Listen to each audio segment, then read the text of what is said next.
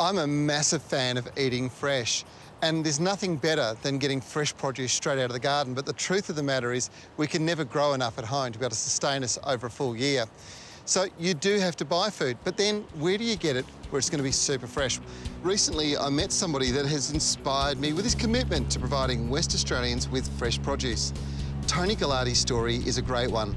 A hard-working West Aussie that's breaking the mould to help other West Australians. I get the feeling it all started with potatoes, but when did it start? Early 70s. Yeah. And we started with, we used to plant beans, runner beans back then. Is that right? Yeah. And on how many acres? Was it a big business back then? We only had 5 acres. 5 acres. With spearwood. And how many have you got these days? In total, with fruit production and vegetable production, over 3,000 acres.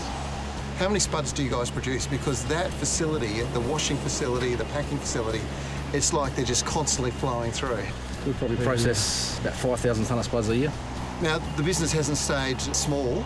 It evolved very quickly and it keeps getting bigger and bigger. And the great thing is that now people can actually get their produce from you guys. Yeah. So you're cutting out a lot of the layers. Yeah, we go from seed to shelf, all one process, different stages, but we're involved in every category. The spuds that we're harvesting this afternoon, tomorrow morning they'll be in the stores. Yeah, so it's about as fresh as you're ever going to get. Yeah. So you've since moved from veggies also into fruit. So you've got the mango farm. Tell us about that, Vince. It's been about a year. Well, the last season we moved into it.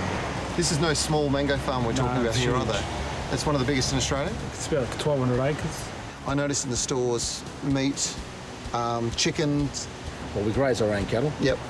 We run about 2,000 head of cattle any given time. Yeah. And we've got our own butchery where we make all our own sausages, all our own mince.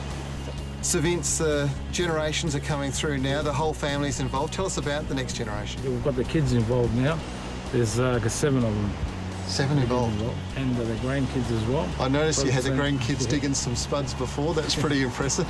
Yeah, that's good. That's great, isn't it? They're getting in there early. Now tell me about the stores. We did Baldivis, went to Mandurah, went to Wanneroo, and then our flagship, which is Jandakot.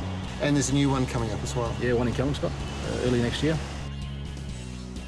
So if you want to support hard work, a family that employs West Australians and, most importantly, supports the West Australian economy, I reckon you want to take a drive to Spud Shed because there's so much more than just spuds.